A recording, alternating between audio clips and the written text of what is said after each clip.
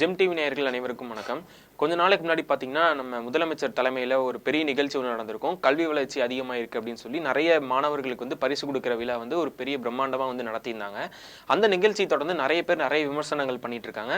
அதுக்கு நம்ம இப்போ ரோட் ஷோ நடந்துட்டு இருக்க இந்த இடத்துல எடப்பாடி பழனிசாமி அவர்கள் இதை பற்றி நிறைய கேள்விகளை மக்கள்கிட்டையும் பொதுவாகவும் நிறைய கேள்விகள் முன் வச்சிருக்காரு. என்ன அப்படின்னு பார்த்தீங்கன்னா, இப்போ நம்ம தமிழ்நாட்டில் கல்வி வளர்ச்சி அதிகமாக இருக்குது அப்படிங்கிற மாதிரிலாம் கேட்டிருக்காரு. அது மட்டும் இல்லாமல் நம்ம தமிழ்நாட்டில் நிறைய மாணவர்கள் படிக்கிறதுக்கு போகிறதே இல்லை அந்த மாதிரிலாம் சொல்லியிருக்காரு. நிறைய பள்ளிகளில் ஆசிரியர்களுமே கம்மியாக இருக்கிறாங்க.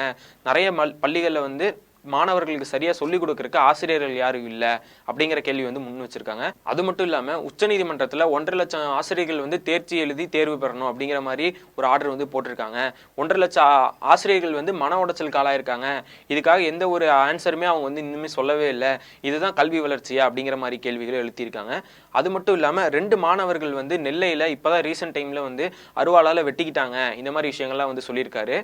தமிழகத்திலே போதைப் பொருள் விற்பனை திமுக நிர்வாகிகள் துணை நிற்க என்பது வெட்ட வெளிச்சம். இப்படிப்பட்ட அவல ஆட்சி தொடர வேண்டுமா? அதோட இன்றைய தினம் தமிழகத்தில் இன்னைக்கு பத்திரிகையில் பார்த்திருப்பீங்க, தமிழ்நாட்டினுடைய கல்வி வளர்ச்சியை பாராட்டுவதற்காக தெலுங்கானா முதலமைச்சர் தமிழ்நாட்டுக்கு வந்திருக்கிறார்.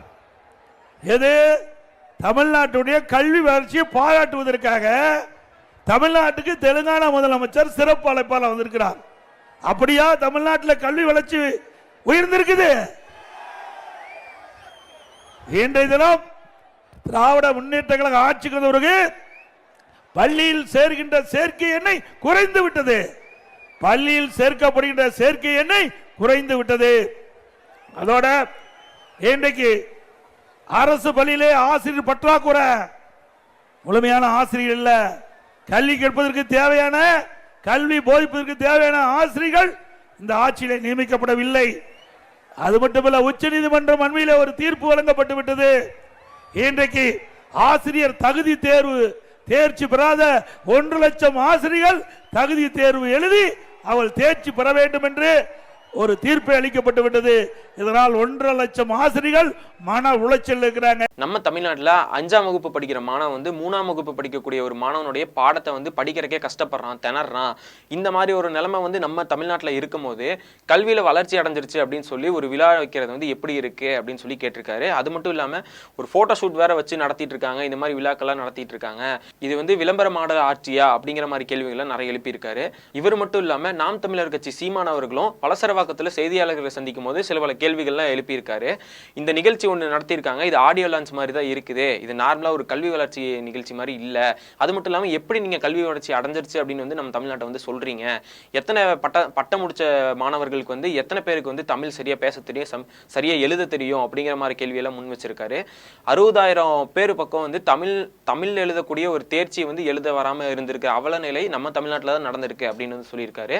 இது பாக்குறதுக்கு ஆடியோ லான்ச் மாதிரி தான் இருக்கு.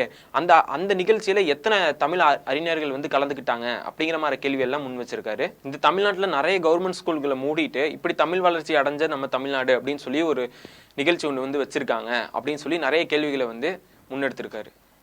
இது அறிவையோ ஒழுக்கத்தையோ நன்னறியோ போதிக்கிற கல்வி முறை செத்து போச்சு. அது இல்ல.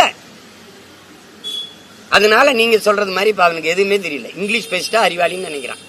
அவன் அடுத்தவன் மொழி எனக்கு அப்படி அறிவாகுங்கிற கேள்வி வரல. இங்கிலீஷ் ஒரு லாங்குவேஜ், நாட் அ நாலேஜ். அது அவனுக்கு தெரியல, அது சொல்லிக் கொடுக்கல. ஏன்னா பிரிட்டன்ல பிச்சை எடுக்கிறவன் இங்கிலீஷ் எல்லாம் பிச்சை எடுப்பான். பள்ளிக்கூடமே படிக்காதவன் கூட இங்கிலீஷ் பேசுவான். ஏன்னா அவன் தாய்மொழி. அதனால நீங்களே கேள்வி கேட்டு நீங்களே பதில் சொல்லிட்டீங்க. கல்வியில் சிறந்த தமிழ்நாடு எப்படி இருக்குன்னு அதை கேட்கறது இப்ப நாங்க கேட்கலாம். எதிர்கட்சி தலைவர் கேட்கறா உங்க ஆட்சியில் எப்படி இருந்துச்சு? இதேதான் இருந்தது. நீங்க ஆட்சியில் இருக்கும்போது இவங்க பேசுனாங்க, இப்ப இவங்க ஆட்சியில் இருக்கும்போது நீங்க பேசுறீங்க. அததான் பட்டிமன்றம்னு.